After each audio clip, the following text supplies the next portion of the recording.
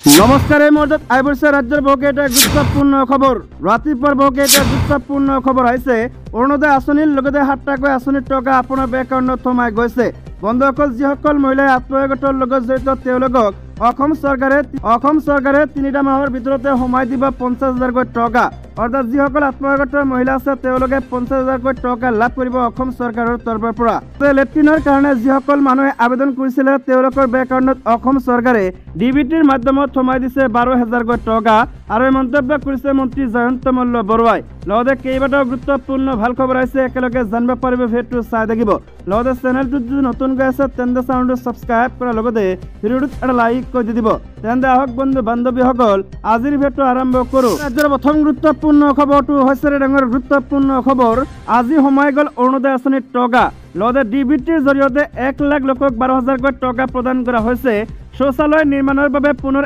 1 লাখ লোকক প্ৰদান কৰা হৈছে টকা হিতাধিকাৰী আঁচনিক লৈ বৃহৎ ঘোষণা মন্ত্ৰী জয়ন্ত মল্ল বৰুৱাৰ লগতে অৰুণোদয় আঁচনিকে ধৰি 7টাকৈ আঁচনিৰ টকা আপোনাৰ বেংক একাউণ্টত সোমাই দিছে অসম চৰকাৰে লগতে যিসকল আত্মসহায়ক মহিলা আছে তেওঁলোকৰ কাৰণে গুৰুত্বপূৰ্ণ ভাল খবৰ আহিছে ৰাজ্যৰ লাখ লাখ মহিলালৈ মাঘ বিহুৰ উপহাৰ 39 লাখ মহিলাই 3টা পৰ্যায়ত লাভ কৰিব 85,000কৈ টকা 16 জানুৱাৰীৰ পৰা প্ৰপত্ৰ পূৰণ কৰি লাভ কৰিব এইসমূহ ধন ৰাজ্যৰ প্ৰতিটা আত্মসহায়ক মহিলালৈ এই বৃহৎ ঘোষণা কৰিছে মুখ্যমন্ত্ৰী উদ্যমিতা অভিযানৰ অধীনত লাভ কৰিব এইসমূহ ধন প্ৰথম পৰ্যায়ত 10,000 টকা দিব অসম চৰকাৰৰ তৰফৰ পৰা দ্বিতীয় পৰ্যায়ত 25,000 টকা 50% ৰাজসাহায্য দিব চৰকাৰে তৃতীয় পৰ্যায়ত 50,000 টকা লাভ কৰিব প্ৰতিগৰাকী মহিলাই এই টকাৰ সুদ বহন কৰিব ৰাজ্য চৰকাৰে ৰাজ্যৰ আন এটা ডাঙৰ গুৰুত্বপূৰ্ণ খবৰ হৈছে দেশৰ বাজেটৰ 10% উত্তৰ পূবৰ বাবে খৰচ কৰা হ'ব আৰু এক গুৰুত্বপূৰ্ণ মন্তব্য কৰিছে জেপি নাড্ডাই ৰাহুল গান্ধীৰ ভাৰত জোড়ো ন্যায় যাত্ৰাক অন্যায় যাত্ৰা আখ্যা দিয়ে বিজেপিৰ ৰাষ্ট্ৰীয় সভাপতি জেপি নাড্ডাই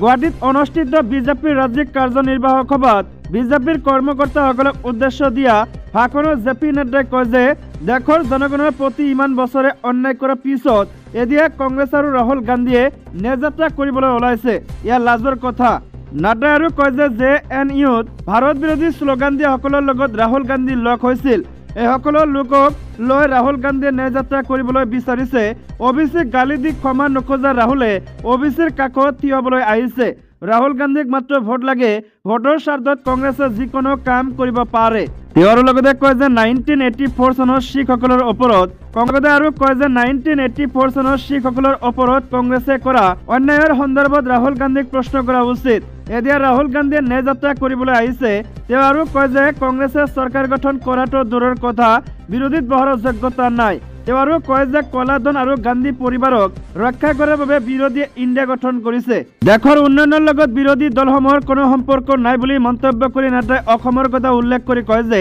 এই ভূমি ৰাষ্ট্ৰীয়তাৰ ভূমি কলাৰ ভূমি ধৰ্মৰ ভূমি বীৰৰ ভূমি লাচিত বৰফুকন শংকৰদেৱ আৰু ডক্টৰ ভূপেন হাজৰিকাৰ কথা সোঁৱৰাল নাড্ডাই আৰু লগতে কয় যে দেশৰ ৰাজনীতিৰ সংস্কৃতি সলনি হৈছে ৰাজনীতিৰ সংজ্ঞা সলনি হৈছে মোদীৰ নেতৃত্বত ৰিপৰ্ট কাৰ্ডৰ ৰাজনীতি মোদীয়ে শিকাইছে বিজেপি চৰকাৰে সাধাৰণ মানুহৰ পিছপৰা শ্ৰেণীৰ কৃষক আৰু মহিলাৰ প্ৰতি সমৰ্পিত চৰকাৰ বুলি ঘোষণা কৰে অসমৰ অৰুণোদয় আঁচনিৰ সফলতাৰ কথা উল্লেখ কৰি তেওঁ কয় যে বিজেপিৰ শাসনত অসমত শান্তি প্ৰতিষ্ঠা হৈছে সীমা সমস্যা সমাধান হৈছে দেশৰ বাজেটৰ 10% ধন উত্তৰ পূৰ্বাঞ্চলৰ উন্নয়নৰ বাবে ব্যয় কৰা আন এটা ডাঙৰ গুৰুত্বপূৰ্ণ খবৰ হৈছে 22 জানুৱাৰীত অসমৰ ঘৰে ঘৰে বন্তি প্ৰজ্বলন আহ্বান মুখ্যমন্ত্ৰী হিমন্ত বিশ্ব শৰ্মাৰ 22 জানুৱাৰীৰ অযোধ্যাৰ ৰাম মন্দিৰত কৰা হ'ব প্ৰাণ প্ৰতিষ্ঠা বিশেষ দিনটোত অসমৰ সকলোকে ঘৰে ঘৰে বন্তি প্ৰজ্বলন কৰি প্ৰধানমন্ত্ৰী মোদীক কৃতজ্ঞতা প্ৰকাশ কৰিবলৈ আহ্বান জনাইছে মুখ্যমন্ত্ৰী হিমন্ত বিশ্ব শৰ্মাই গুৱাহাটীত বুধবাৰে বিজেপিৰ ৰাজ্যিক কাৰ্যকৰ্তা সভাত উপস্থিত হৈ ডক্টৰ শৰ্মাই কয় যে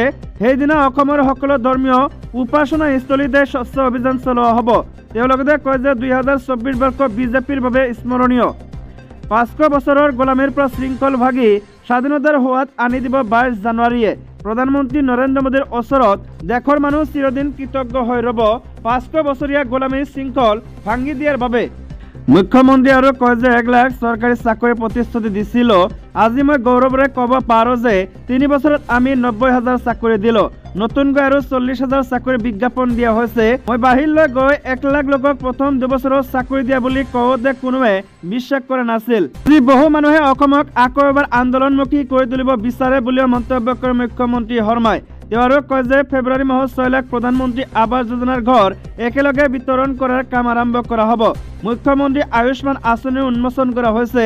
অহা 3 বছৰত অসমৰ মহিলাসকলক 50,000 টকাকৈ দিয়াৰ পৰিকল্পনা কৰিছে অসম চৰকাৰে। আৰু কয় যে 2023 চনত 63,000 অপৰাধৰ গোচৰ ৰুজু হৈছে।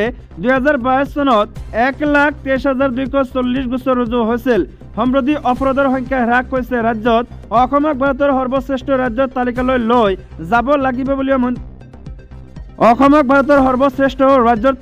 লৈ যাব লাগিব বুলিও মুখ্যমন্ত্ৰীয়ে উল্লেখ কৰে। ভাষণত মুখ্যমন্ত্ৰীয়ে কয় যে অসমতো ইউনিফৰ্ম চিভিল কোড প্ৰযোজ্য কৰা হ'ব। ৰাজ্যৰ আন এটা ডাঙৰ গুৰুত্বপূৰ্ণ খবৰ হৈছে শিক্ষকবিহীন বিদ্যালয়। শিক্ষা বিভাগৰ বিৰুদ্ধে ক্ষোভ বিধায়ক শ্বেৰমান আলীৰ। এয়া অতি লজ্জাজনক।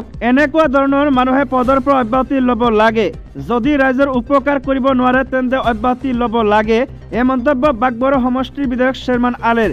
বৰপেটাত শিক্ষক অবিহনে আৰু এজনীয়া শিক্ষকৰে চলি থকা বিদ্যালয়ক লৈ শিক্ষা বিভাগ তথা শিক্ষামন্ত্ৰীৰ বিৰুদ্ধে ক্ষোভ উজাৰি এই মন্তব্য কৰে বিধায়ক শ্বেৰমান আলী আহমেদে। বিধায়কগৰাকীয়ে ক্ষোভ উজাৰি কয় যে চৰকাৰ তথা প্ৰশাসন জনসাধাৰণৰ সেৱক, ৰজা নহয়। কিন্তু বৰপেটাৰ প্ৰশাসনে নিজকে ৰজা বুলি ভাবে।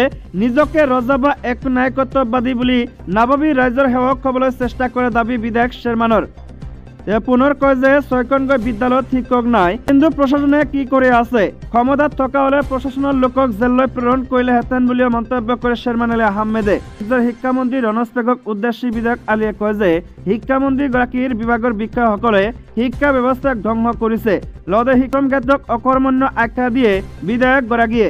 শিক্ষামন্ত্ৰীক জিলাৰ আয়ুক্ত আৰু শিক্ষা বিভাগৰ বিষয়াসকলৰ বিৰুদ্ধে অনুসন্ধান কৰিবলৈ তেওঁ উল্লেখ কৰে। তেওঁ লগতে কয় যে এইসকল লোকে এচি কোঠাত বহি কোনো কাম নকৰাকৈ বহি আছে। আনহাতে মুখ্যমন্ত্ৰীক দক্ষ বুলি উল্লেখ কৰি শিক্ষা বিভাগ ভাল কৰিবলৈ হলে শিক্ষামন্ত্ৰী ৰনজ পেগুক শীঘ্ৰে অপহৰণৰ দাবী জনায় বিধায়ক শ্বেৰমান আলী আহমেদে। লগতে বৰপেটাৰ জিলা আয়ুক্ত আৰু সহকাৰী জিলা আয়ুক্তক নিলম্বন কৰিবলৈ মুখ্যমন্ত্ৰীক দাবী জনায়। ৰাজ্যৰ আন এটা ডাঙৰ গুৰুত্বপূৰ্ণ খবৰ হৈছে দল সংগঠনৰ অভিযোগক প্ৰত্যাখ্যান কৰি যোগ্যজনেহে চাকৰি পাব বুলি কয় অইল কৰ্তৃপক্ষই। অইলৰ কাৰিকৰী পদৰ নিযুক্তিৰ বিতৰ্কৰ সন্দৰ্ভত বুধবাৰে সংবাদমেল আয়োজন কৰে অইল কৰ্তৃপক্ষই। দুলিয়াজান স্থিত অইলৰ মুখ্য কাৰ্যালয়ত অইলৰ মুখপাত্ৰ ভৈৰৱ ভূঞাই সমগ্ৰ বিষয়টোৰ সন্দৰ্ভত কয় যে 2023 বৰ্ষৰ অক্টোবৰ মাহত অনুষ্ঠিত কাৰিকৰী পৰীক্ষা ফলাফল সোমবাৰে ঘোষণা কৰা হৈছিল। কাৰিকৰী অসুবিধাৰ বাবে ফলাফল ঘোষণা কৰা পলম হ'ল। পৰীক্ষাৰ বিসংগতিৰ অভিযোগৰ সন্দৰ্ভত তেওঁ কয় যে পৰীক্ষাৰ প্ৰৱেশ পত্ৰ প্ৰদান কৰোঁতে কিছু বিসংগতি দেখা গৈছিল। পৰৱৰ্তী সময়ত অইলৰ ফালৰ পৰা সকলো তন্নকৈ তদন্তৰ পাছতে সকলো বিসংগতি দূৰ কৰা হৈছিল। সেয়ে 24 অক্টোবৰৰ ভিতৰত CBT পৰীক্ষা অনুষ্ঠিত কৰা হৈছিল। পৰীক্ষা কেন্দ্ৰত মোবাইল ব্যৱহাৰ কৰা বুলি উকবিত অভিযোগৰ সত্যতা স্বীকাৰ কৰি অইলৰ মুখপাত্ৰগৰাকীয়ে কয় যে তিনিচুকীয়াৰ এটা পৰীক্ষা কেন্দ্ৰত কটকটীয়া নিৰাপত্তাৰ ব্যৱস্থা থকাৰ পাছতো এজন পৰীক্ষাৰ্থীয়ে পৰীক্ষা কেন্দ্ৰৰ ভিতৰলৈ মোবাইল নিবলৈ সক্ষম হৈছিল আৰু পৰীক্ষাৰ্থীজনে প্ৰশ্নকাকতৰ প্ৰশ্ন ফটো আপলোড কৰিছিল সামাজিক মাধ্যমত। এই সমগ্ৰ বিষয়টো আৰক্ষীয়ে তদন্ত কৰি আছে। তেওঁ লগতে কয় যে ইফালে কিছু প্ৰশ্নৰ উত্তৰত দুটাকৈ উত্তৰ আছিল বুলিও 2000 জন পৰীক্ষাৰ্থীয়ে অভিযোগ দাখিল কৰিছিল কৰ্তৃপক্ষক। এই অভিযোগৰ তদন্ত কৰা হৈছিল আৰু প্ৰশ্ন কাকতৰ উত্তৰৰ কিছু বিসংগতি দেখা পাইছিল। তাৰপিছত সঠিক উত্তৰৰ বাবে প্ৰায় সংখ্যক পৰীক্ষাৰ্থীক নম্বৰ বঢ়াই দিয়া হৈছে। 150 জন পৰীক্ষাৰ্থীৰ উত্তৰ ভুল আছিল।